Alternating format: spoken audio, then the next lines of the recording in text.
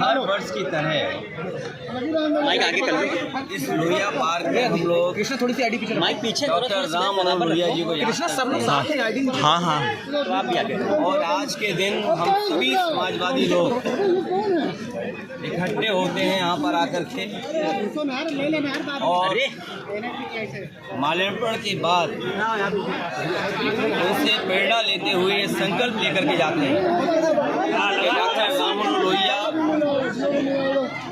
लोकनायक जयप्रकाश नारायण जी और नेताजी और बड़ी संख्या में समाजवादी नेताओं ने जो सपना देखा था कि भारत समाजवादी देश बने, समाजवादी व्यवस्था से देश चले, डॉक्टर राम लोहिया जी के संकल्पों के, उनके आदर्शों पे, उनकी बताई हुई नीतियों पे, जिन्होंने ये सपना देखा था कि हर तरह का भेदभाव खत्म हो समाज के अंदर, चाहे जाति को लेकर के भेदभाव हो, जाति तोड़ों का आह्वान किया हो, इसको हटा या रीजनल स्तर पे जो भेदभाव होता है उसको लेकर के भी डॉक्टर राम मनोहर लोहिया ने कहा कि इस तरह का कोई भेदभाव नहीं होना चाहिए। सत्य क्रांति का जो आह्वान किया था वो सही मायने में समाज को दिशा देता है। डॉक्टर राम मनोहर लोहिया को आज याद करते हुए हम संकल्प लेते हैं कि जो समाजवादी भारत का उन्होंने सपना देखा तो उस सपने को पूरा करेंगे। ये पार्क नेताजी ने बनवाया था और आज भी लखनऊ में लोगों के लिए या समाजवादी चिंतक विचारकों के लिए ये बहुत महत्वपूर्ण स्थान बन के उभरा है।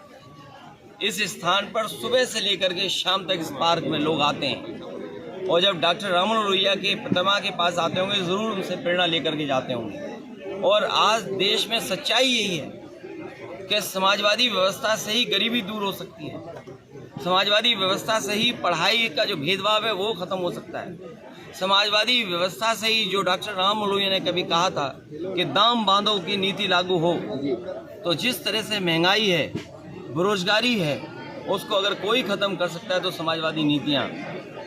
हालांकि जयप्रकाश जी ने संपूर्ण क्रांति का आह्वान किया था, महंगाई या भ्रष्टाचार उस समय की राजनीतिक परिस्थितियों को लेकर सरकार को इस तरह का व्यवहार नहीं करना चाहिए था जिस तरह का सरकार ने व्यवहार किया था। और ये बात कहना कि जीव जंतु हैं इसलिए आप नहीं जा सकते हो, तो जीव जंतु तो सड़कों पर भी हैं, हर जगह हैं, तो क्या हर जगह आना जाना आप रोक देंगे? क्या जीव जंतु से आप पूरा यातायात रोक दोगे? सड़कों पे चलने को रोक दोगे क्या आप? इसी बहाने को लेकर के जीव जंतु हैं। ये केवल समाजवादियों का जो काम था, समाजवादियों का आज भी काम दिखाई दे रहा है।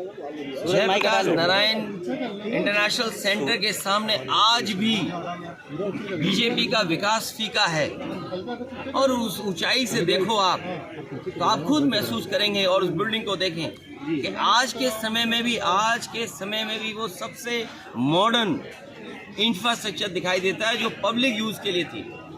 ये जो ओपन स्पेस आपको दिखाई दे रहा है, ये पार्क, ये समाजवादियों की देन है। चाहे आपका लोहिया पार्क हो, चाहे छोटे लोहिया जनरेशन पार्क हो। अब तो ये सरकार रख रखाव भी नहीं कर पा रही है, तो सोचिए वो महापुरुषों का सम्मान क्या करेंगे। आपको चेन्नई में होगा, आपको क्यों रोक, मतलब मोटिव क्या हो सकता है गवर्नमेंट का कि आपको जीपी पे जाने रोक दिया, यहाँ पे आप आ गए वहाँ रोक दिया? देखिए, इसका जवाब तो वही लोग दे सकते हैं। अगर वो जीव जंतु की बात है तो जीव जंतु यहाँ ज़्यादा होंगे क्योंकि यहाँ हरियाली है, पार्क है, पेड़ पौधे हैं, हो सकता है जीव जंतु यहाँ हो। ये केवल बहाना था अपनी नाकामी छिपाने के लिए, क्योंकि आज भी जेपीएनआईसी जो बिल्डिंग, जो स्मारक दिखाई देता है वो भारतीय जनता पार्टी के हर विकास को फीका कर रहा है। उन्हें लगता है कि ये विकास जो है वो उनकी आंखों में चुभता है, उन्हें बुरा लगता है। इसलिए मैंने कहा ये विनाशकारी लोग हैं, इनके भाव देखो विनाशकारी हैं, इनके काम करने के तरीके विनाशकारी हैं। आप सोचिए, जब आरोप लगा, प्रश्न लगा कि आपने एक की हत्या की है एनकाउंटर में, तो आप सोचिए हत्या को बैलेंस करने के लिए हत्या, इनसे बड़ा जातिवादी कौन हो सकता है? मैं नहीं था उस समय, लेकिन उसके पिताजी से क्या क्या कहलवाया गया, उसके परिवार से क्या क्या कहलवाया गया, मुझे ठंडक नहीं मिली है। ठंडक मिली होगी तो इस प्रदेश के मुख्यमंत्री जी को ठंडक मिली होगी कि एक को मार करके दूसरे को मार करके बैलेंस करने की जो उन्होंने रणनीति अपनाई थी। ये तमाम वो चीज़ें हैं जो समाजवादी लोग कभी सोच भी नहीं सकते। किसी के साथ व्यवहार ऐसा समाजवादी लोग नहीं कर सकते। सर एनसीपीसीआर ने एक रिपोर्ट का हवाला दिया है और उस रिपोर्ट के हवाले से कहा है कि सभी स्टेट, सभी यूनियन टेरिटरीज में मदरसा बोर्ड बंद करना चाहिए और मदरसों की स्टेट फंडिंग रोक देनी चाहिए। देखिए, ये भेदभाव का देश सबका है, सबका देश है। संविधान, लोकतंत्र और खास संविधान हमें अधिकार देता है। तो संविधान से जो चीज़ें व्यवस्थाएं बनी हैं, हर संविधान से बनी हुई चीज़ को ये उलटना चाहते हैं। ये वो लोग हैं जो नफरत पे राजनीति करना चाहते हैं। ये वो लोग हैं जो भेदभाव पे राजनीति करना चाहते हैं। ये वो लोग हैं धर्म को, जातियों को लड़ा करके राजनीति करना चाहते हैं। लेकिन ये अपने कामयाब नहीं होंगे।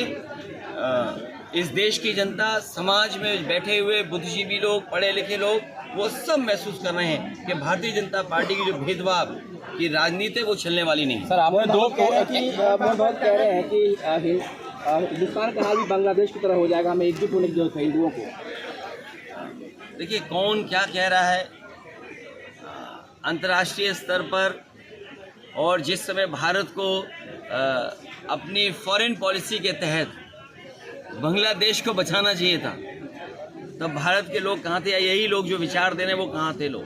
हमें उस पर कुछ नहीं कहना है। ये देश सबका है।